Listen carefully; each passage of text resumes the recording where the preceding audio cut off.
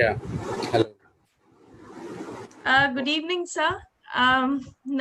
For me, it is a sheer bless that I could organize such a session for students who can know more about ethical issues in psychological practices. And you are from BHU, and since last so many years into teaching practice, and you can guide students in a way which is very fruitful.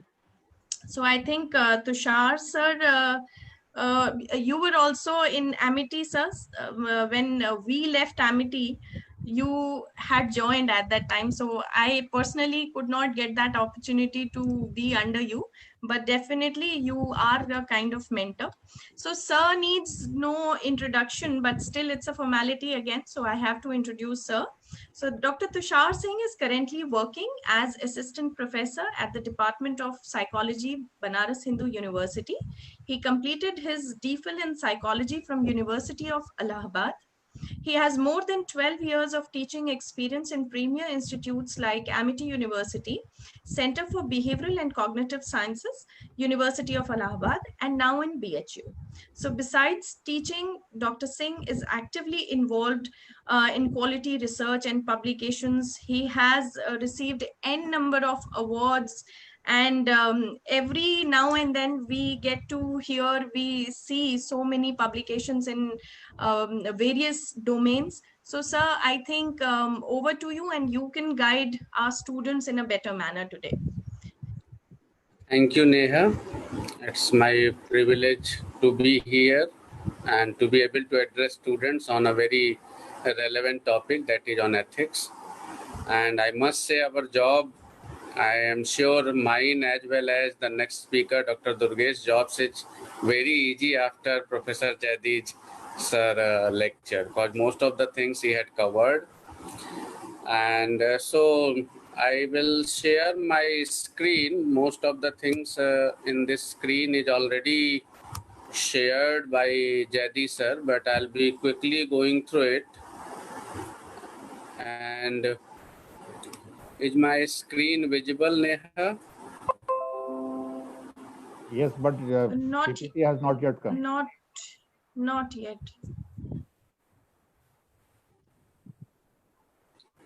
Yes, Is Yes, this it is visible there, sir. now? yes. Okay, so I'll be quickly going through some of the APH guidelines which we all follow, and it will be a kind of repetition only because sir has already spoken on it, and the majority of the things that is adopted by Indian Association of Clinical Psychologists is also in APH guidelines. But I'll be quickly going through that, and then in the last I'll be discussing about some of the ethical dilemmas that are being some of these are there in questions of the participants also, and some of these definitely need some reflections. I'm not a clinical psychologist, so I guess I'll be able to give you an outsider's perspective. What sir have said, Jadi sir has said, he has given insider's perspective. Being a general psychology teacher and a researcher, I'll be able to give you a outsider perspective on what is ethics when we are practicing it and when we are involved in professional behaviors. So we all know ethics are universal. Ethics does not only belong to psychology, does not only belong to clinical practice, or does not only belong to research and professional fields. Ethics is everywhere, and this ethics tells that we must be honest and respectful to all individuals, to everybody. If we are honest in our behaviors and we are respectful to them, I think that's sufficient, and we will always be ethical. That's the same goes with psychologists also, that we must be honest and respectful to all individuals we deal with professionally. When we talk about ethical code of conduct, APH have two categories of ethical codes. One, it says aspirational goals, which every psychologists must try to aspire to adopt. And then there are 10 ethical standards. So aspirational goals are not mandatory, but one must try to follow. There are 5 aspirational goals, and then it has given 10 ethical standards which each and every psychology professional should practice. So what are these 5 aspirational goals? Number 1, beneficence and maleficence. It deals with safeguarding the right and welfare. The key term is rights and welfare, safeguarding the rights and welfares of all those we are involved with. Either it's a clinical practice, it's a counseling support, it's teaching, it's doing research. In all areas of applications, we must do our best to safeguard their rights and welfare. Second aspirational goal is fidelity and responsibility. It talks about trusting relationships. The relationships we establish with our clients, with our participants, with our students, it must be trusting relationships. The relationship which already have clarified professional roles and obligations. There must be a shared understanding. I am emphasizing on shared understanding. It's not that I have spoken, I have given a consent form and you have signed. It's not that. We as a psychology professional must ensure that these roles and obligations are shared. Shared simply means the participant, the other person is also taking it in the same way I am taking. So any relationship is trusting relationship only when both the parties knows that what are their roles and obligations to get into this relationship. This trusting relationship had another element also. Jayadi sir have spoken in detail that we must not try to engage into something we are not good with. So we must be able to, we must have that set of mindset to coordinate services of other professionals for the client benefit. If I believe that I am not good and I am not competent to tackle this particular case, I must be able to refer it to somebody else who is more able to deal with it. And third relationship, trusting relationship, third element, we must also not only we have to ensure our ethical standards, but we must also be vigilant about ethical probity of our colleagues.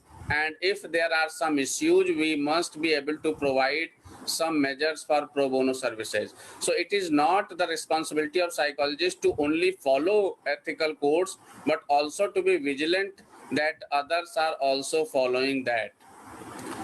Third guideline is integrity. Integrity is simply truthfulness in research, teaching, and practice.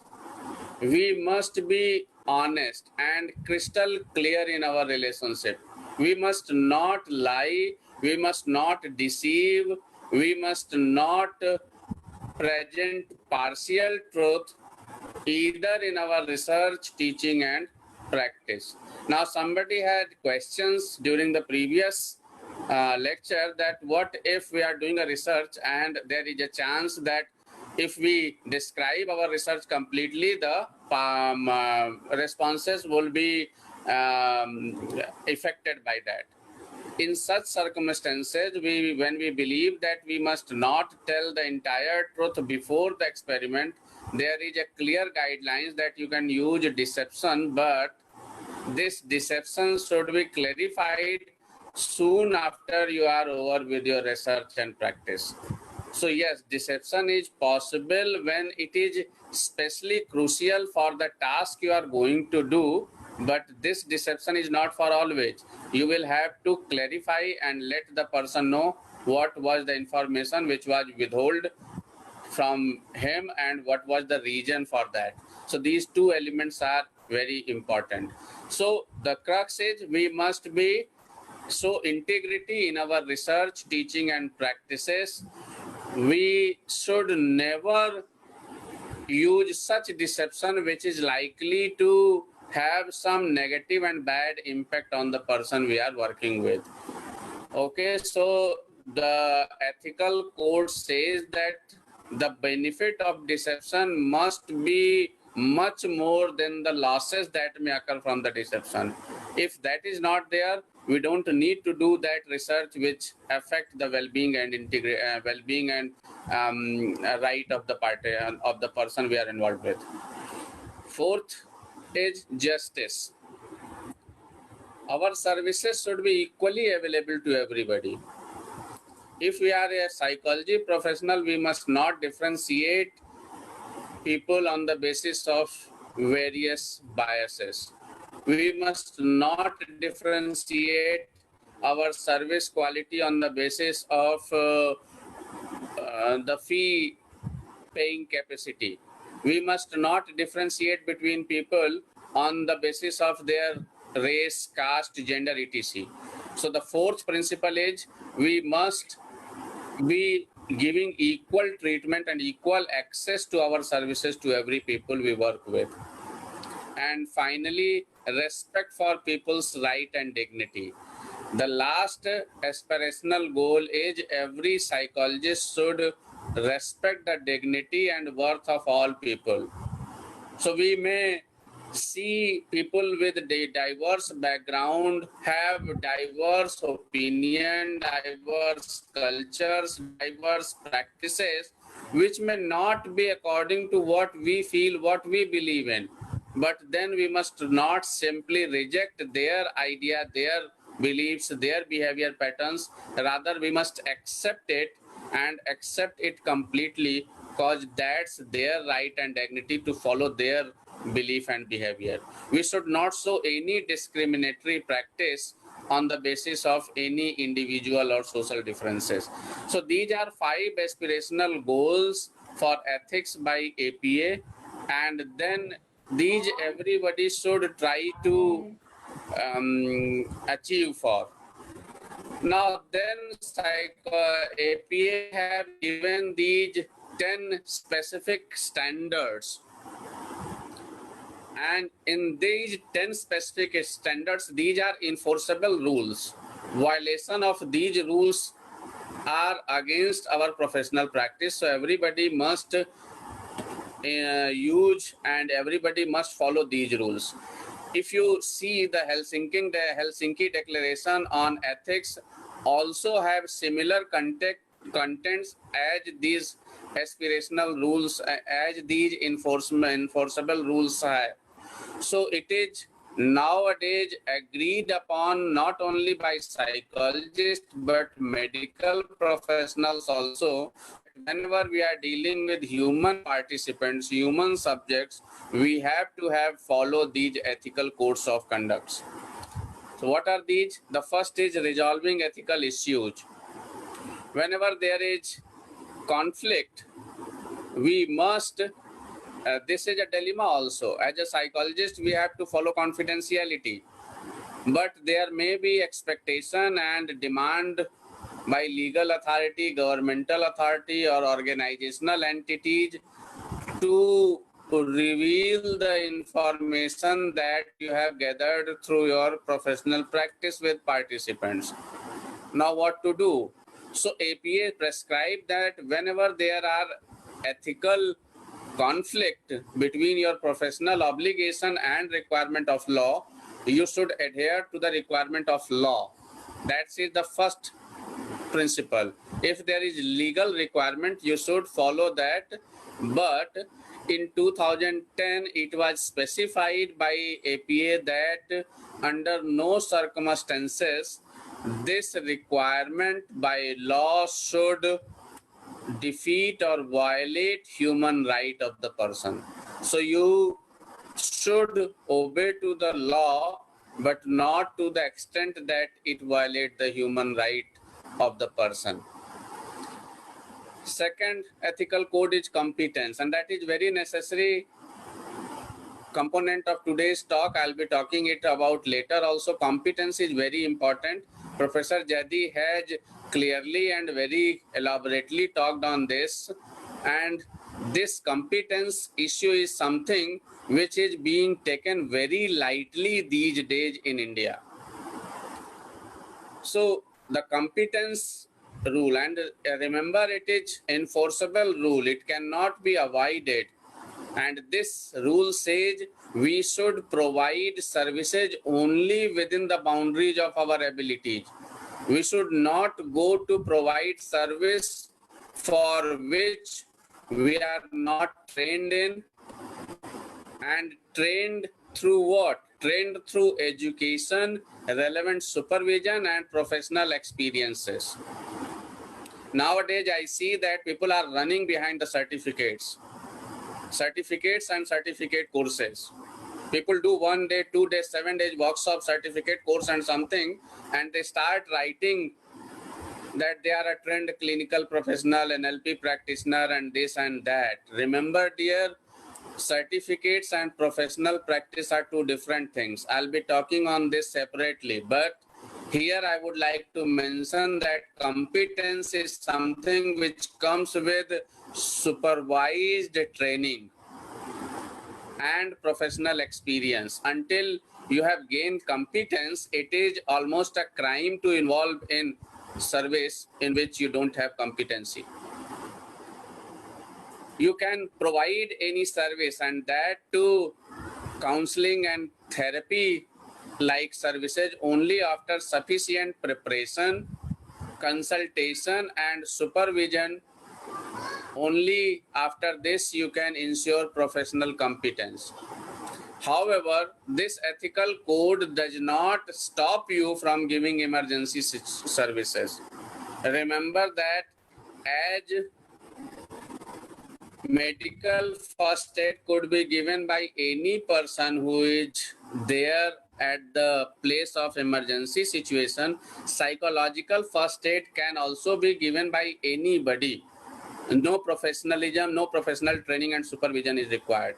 So only under emergency situation, when no other qualified help is available, you or anybody could provide helping services up to the point when until the qualified service is available or until you are able to maintain normalcy of the person. So while this competence code restrict you from practicing until you have gained sufficient professional experience, this does not stop you from giving emergency services. And that is also going with the question, after graduation, the answer is no. After graduation, you cannot provide counseling and therapy, but yes, you can always provide psychological first aid whenever there is an emergency services.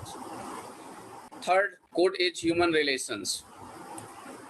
We must always be considerate of others and try our best to cause harm of any degree during our practice, teaching, and researching of psychology. So our human relations should be our prime responsibility. Practicing, teaching, and research comes after that. In human relations also, we must be aware of the multiple relations. APA have specific provisions of that, that we must try to avoid multiple relationships. And if we are not able to avoid multiple relationships, we must at least have clear boundaries between them. What is multiple relationship? Multiple relationship is simply that you are having a therapeutic relationship with a person, as well as at the same time you are otherwise connected to the person. Maybe he or she might be your relative, he or she might be your student, he or she might be anybody you know out of your professional relationship. So the first rule is you must try not to engage in multiple relationship. Second is, if you have to, you must avoid and you must try to make the boundaries clear. That look, this is personal and this is professional. Fourth standard is privacy and confidentiality. We all know that whatever is being shared between the psychologist and the person we are dealing with, everything is kept confidential and it cannot be shared in any case with anybody except for the benefit of humankind, and in that circumstance also there must be prior consent of the person and it should be shared anonymously. Okay, so don't share anything which is discussed under this professional relationship, but if you do need to share it for the benefit of science, take prior consent from the person concerned as well as share it anonymously. Don't try to give any clue that may help identify the person. Fifth standard is advertising and other public statement.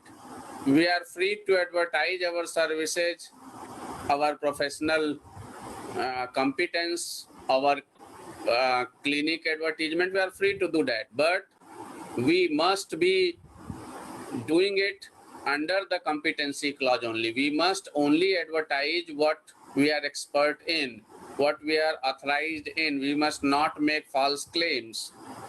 We are free to make public statement about our professional qualification. We may give our professional opinions on matter related to psychology, but these statements should not be false or deceptive. These statements must always be based on scientific principles and theories, and we must avoid to give any declarative and judgmental statement on something in which we have never been involved personally. So we are free to give our psychological opinions, but it must be based on scientific principles and theories. Not a layman statement is expected from a psychologist. Sixth, record keeping and fee. Every psychology professional must have all the records of their professional services provided, and the duration of this record is not specified by APA, but they specify that you must be aware of the legal requirement of the place of practice. So for example, if you are working in India, every record of your patient must be kept at least for the duration specified in law. Okay, so as far as I know, it must be kept at least for 3 years. So whatever services you are providing to your your client, your participants, anybody, the records of that should be intact with you for maximum of the duration specified by law, cause it may any time be under the screening. So there should not be any statement that I don't have the records or I did not care for it. There should be record, and it should be kept strictly confidential and coded so that nobody else than you could make sense of whose record belongs to what. You can take fee for your services, but this fee should be based on your services provided, not on the basis of the client's need.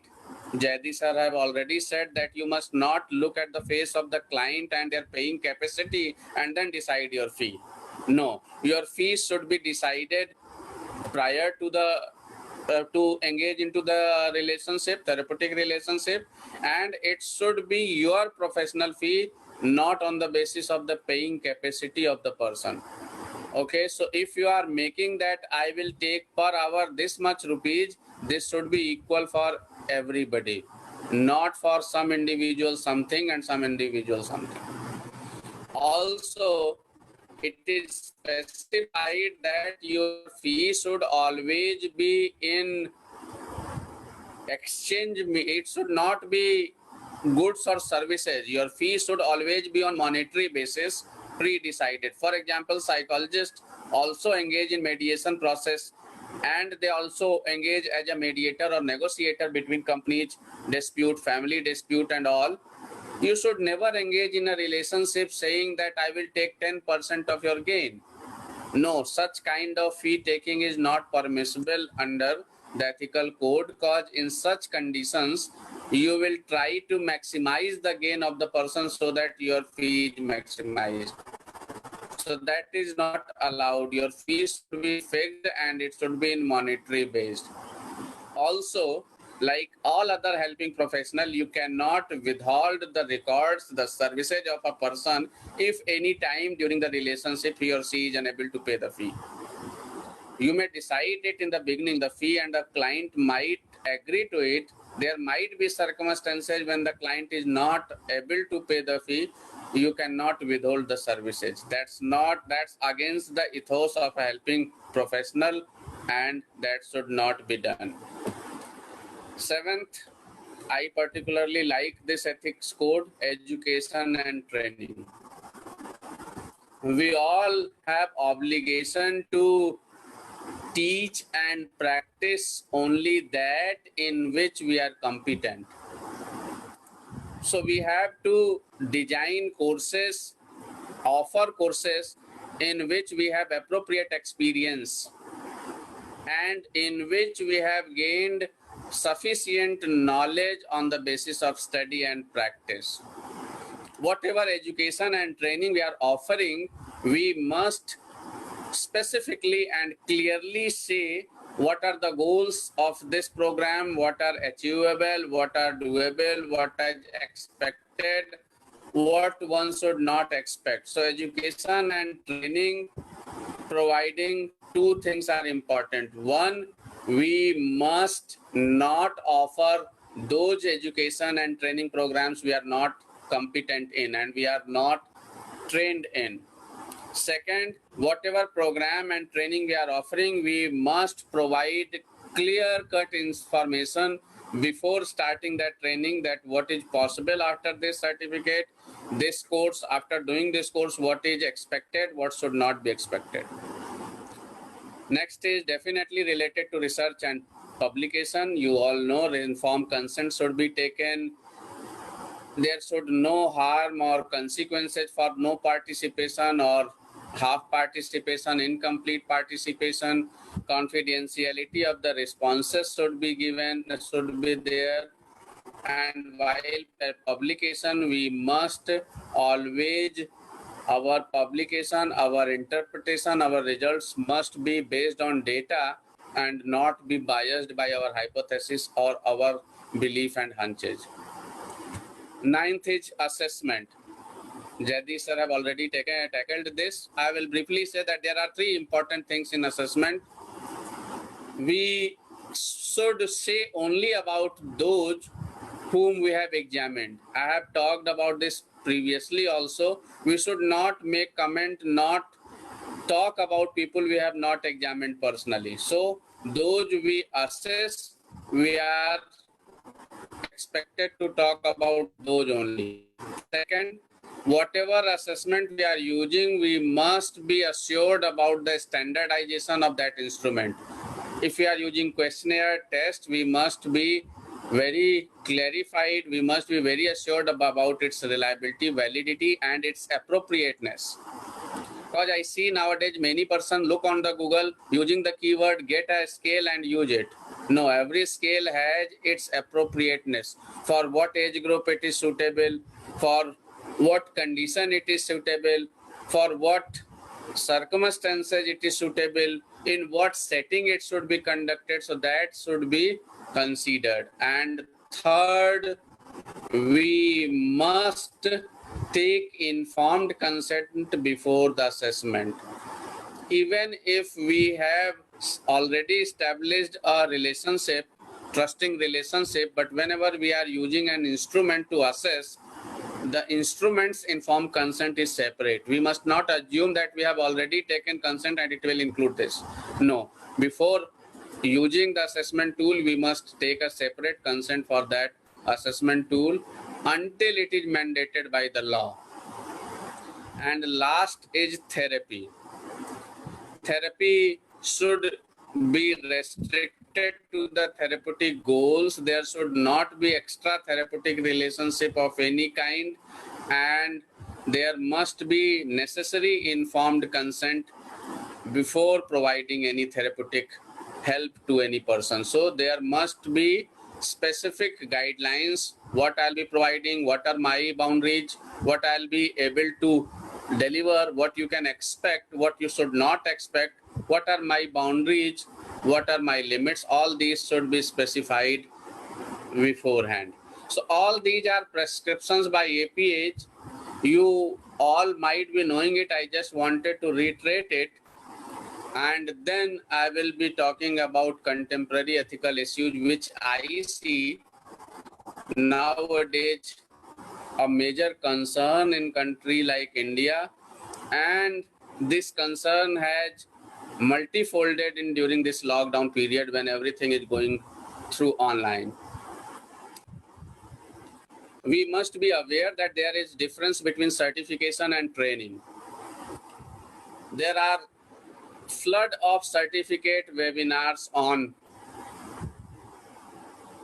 internet, and it is not that it was before this lockdown. There are certificate courses being offered by various NGOs, government organizations, universities, and even private people. There is no harm in offering these certificate courses, but we must be very much aware that certificate courses are theoretical knowledge about something.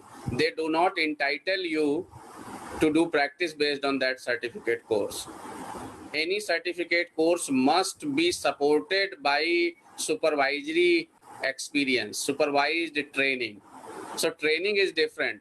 Doing a certificate course, having few hours of, for example, hypnosis, hypnotherapy session, some eye movement therapy session does not entitle you to practice this on patients.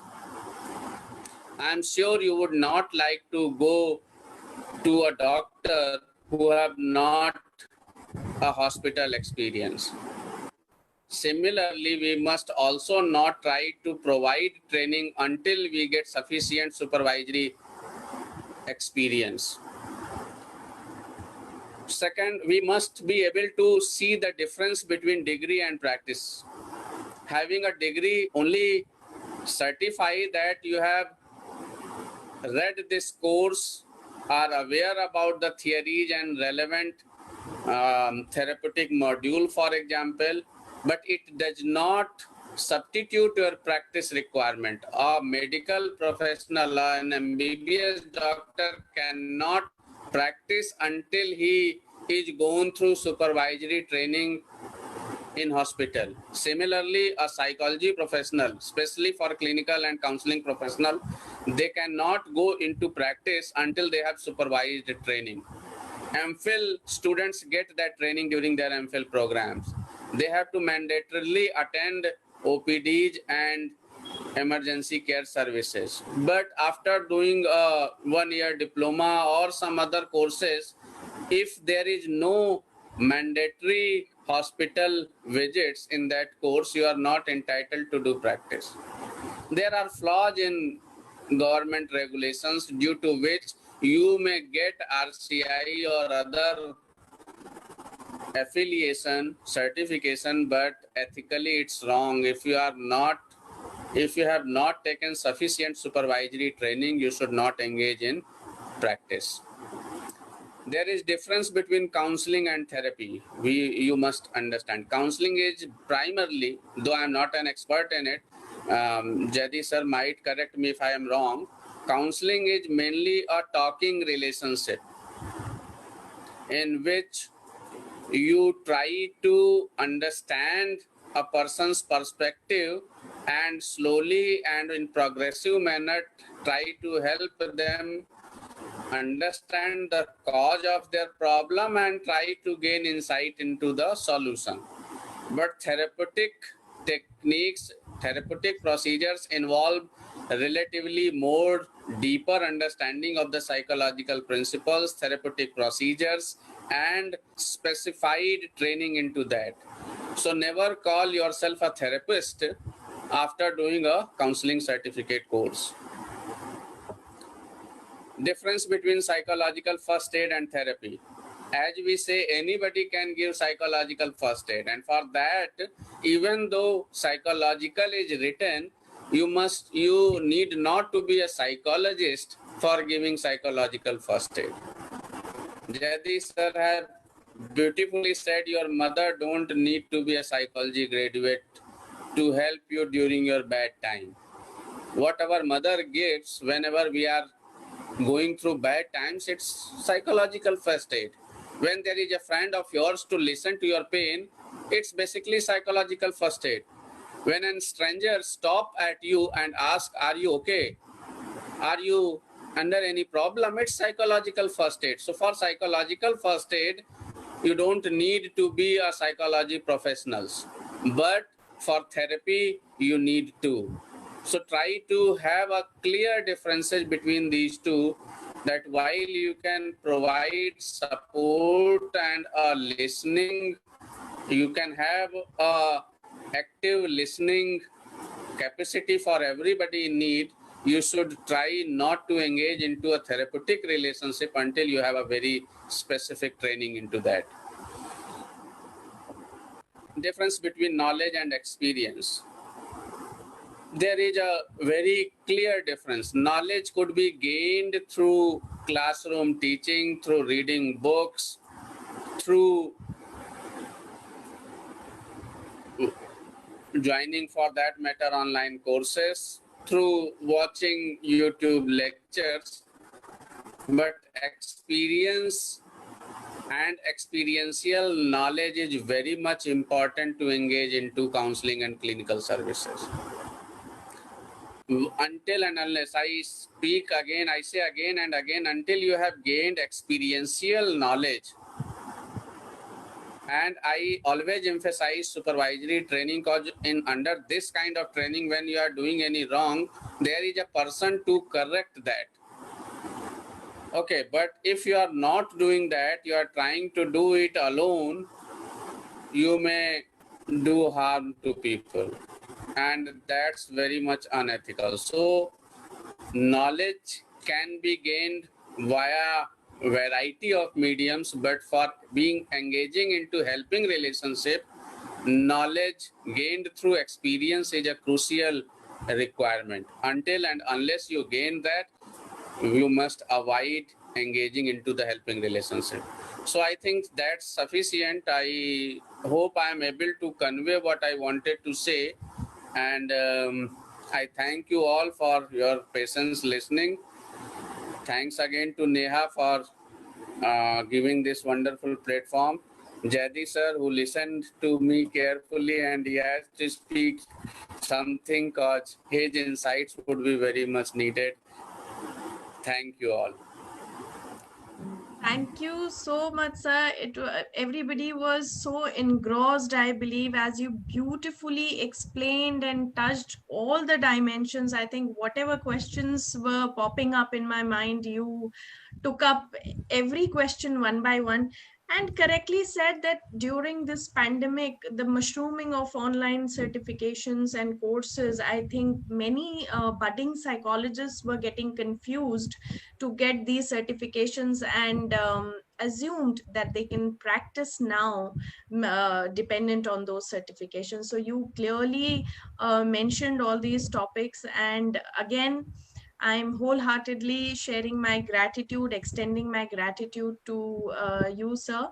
And in future also, maybe whenever we are organizing such kind of webinars, I would love to have you once again, sir. Thank you so very much. Thank you, Neha. So now, yes, sir. I guess And sir wanted something.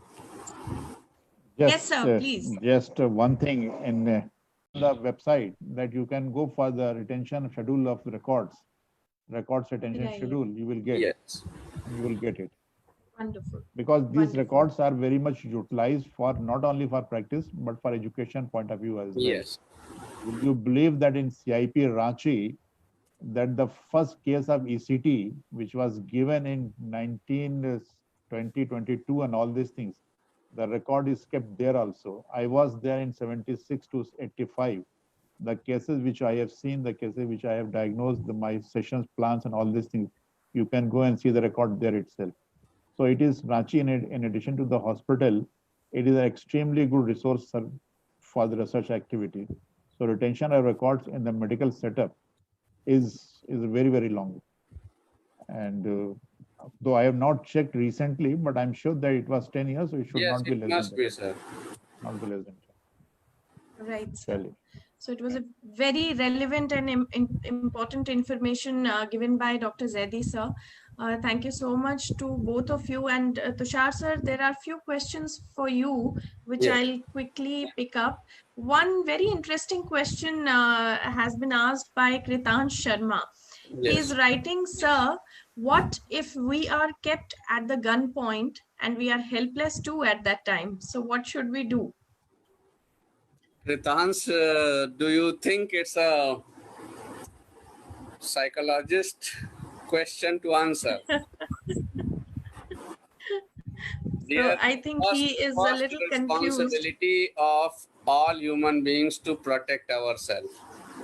That's the first and foremost ethical requirement. So if we are on a gunpoint, we must do everything possible to protect ourselves at that point of time.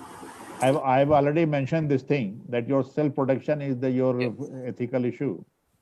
Your self-protection Absolutely, is sir Yes. has ethical already First and mentioned. foremost ethical issue is to protect yourself.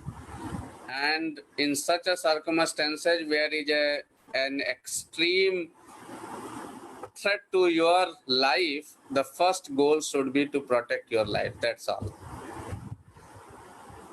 Right.